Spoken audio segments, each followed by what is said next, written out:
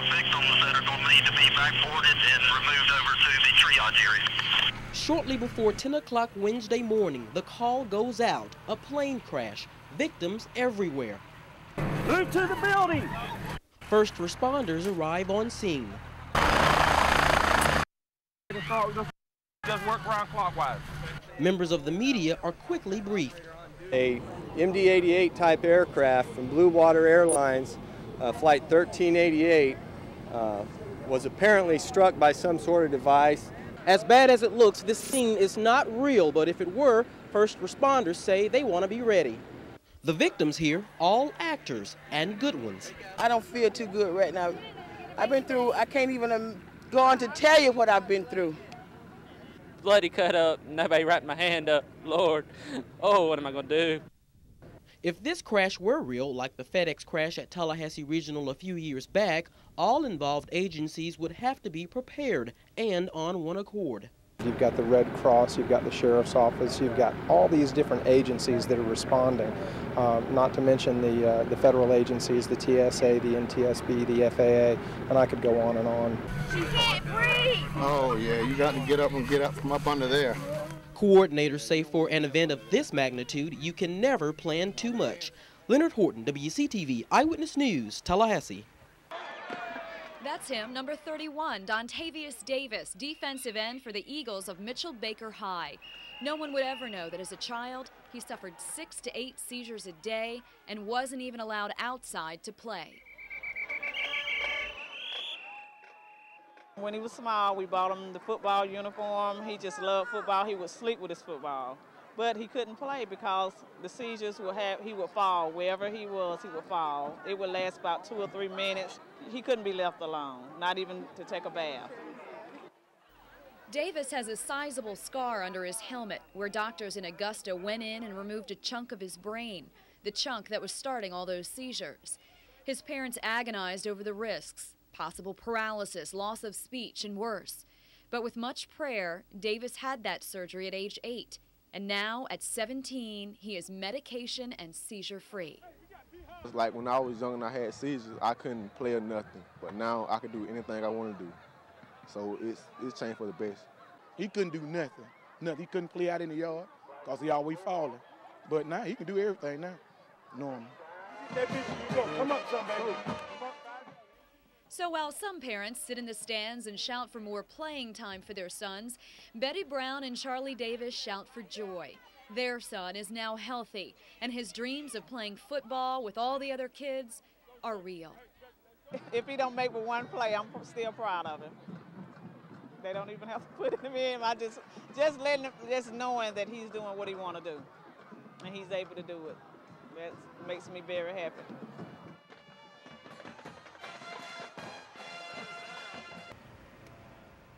It's common to see the roaming robot at the scene of a bomb scare, in harm's way so humans don't have to be. But when a suspicious package is detonated, whether a bomb or not, there is always the concern over where debris and chemicals will fly. Oh, that was cute. What looks like a camping tent is actually a tent made of ballistic felt and filled with foam. This is the newest weapon in containing powerful explosives. These tents are pretty new on the market. They're a good product. They hold the explosives well and keep the damage down. We used a pretty strong explosive here with the cast booster, and it was pretty impressive how it just retained everything and kept it in. Did a good job. What's being tested is a ½ pound of C4, an explosive used by the military. Watch the difference in the explosion without the tent. An official with the State Fire Marshal's office says newer equipment is expected to save tax dollars, but for law enforcement, early detection is always the best defense. As we've known since 9/11, people are more aware. We prefer they call on a suspicious package and it be determined to be an innate or not an explosive device than to have them not call and it turn out to be a real device. Officials say the main focus of their exercise is safety. Leonard Horton, WCTV Eyewitness News.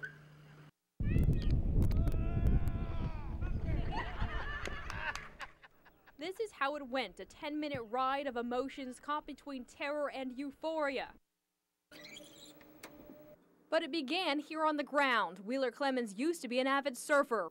Riding the waves is a passion he still plans to pursue. But for now, he's catching big air in the sky, ready for the total rush. Yeah, that's what I'm hoping for, that adrenaline, that natural high that you get from being one with nature.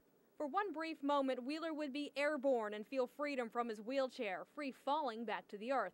The best part about this jump is that it is made possible through an organization that gives paraplegics a life they never thought possible.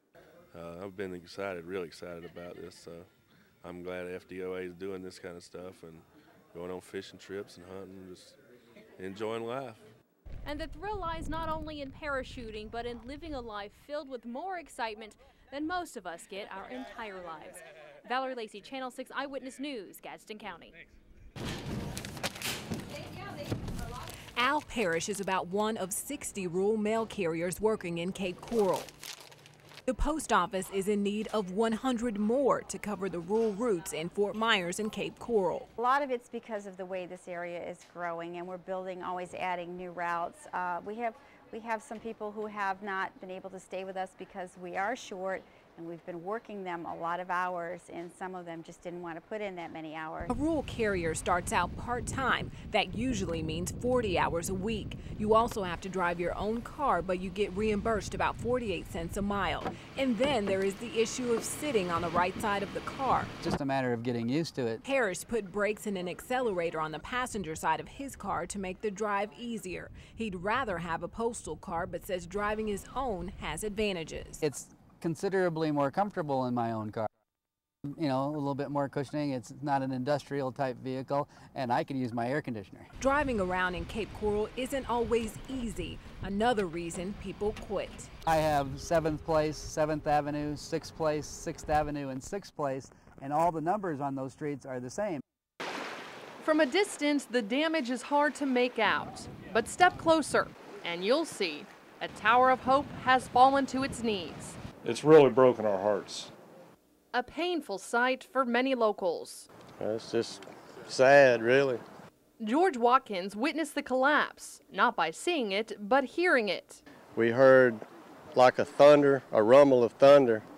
Then came the tumble, 72 feet of brick and concrete crashing into the Gulf of Mexico.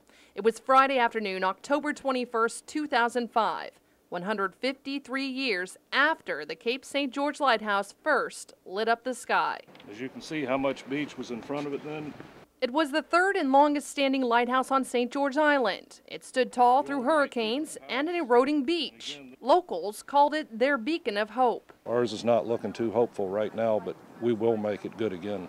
Hopes for rebuilding are simply that, hope. One contractor says we're dealing with millions of these. It's a very delicate process. It's potentially brittle, fragile because of its age, so when you go to try to pick those pieces up, you run the extent or risk of further damage or the bricks coming apart or separating. It's a risk, but it's not impossible to make this beautiful beacon shine again. Jennifer Ryan, WCTV Eyewitness News, Franklin County. The damage from Hurricane Wilma is still visible around the 10,000 islands in Collier County. Everything from styrofoam to abandoned vessels that got swept away in the storm, it's still out there and it's hurting the environment. Yeah, well, it got wedged in there. Brian Fleck, a Collier County Marine agent, along with various other agencies, are constantly working to clean up this mess. Initial responses to a hurricane event or other catastrophic storm tend to be in the more priority areas where human safety is concerned, transportation, making sure roads are accessible. But the more isolated areas, like here off the coast of Cape Romano, are easily forgotten. This estuary is very important for a lot of, it's a breeding ground, for a nursery ground for a lot of important recreation and commercial species. Wink News spotted at least 3 abandoned boats damaged by Wilma, left to rot by their owners and kill marine life. Especially if they have leaking fuel, that can get in the environment, and just, even a small amount of gasoline can have a very detrimental impact on, several acres of the estuary out here. The DEP says it's the owner's responsibility to remove the debris, but often owners scratch off identification numbers, making it nearly impossible to force an owner to pay up. It's an eyesore. It can also be a navigation hazard if they're blocking channels. You know, this is going to pose a threat for other boaters out there. Wilma left its mark on this island sanctuary, but environmentalists say people add to the problem. These pits were carved out by Wilma and have collected trash. Partiers have made their contribution. These public areas are yours to explore and enjoy, also yours to protect. Before it's too late for marine life that call this their home. I'm Joe Capasso, Wink News.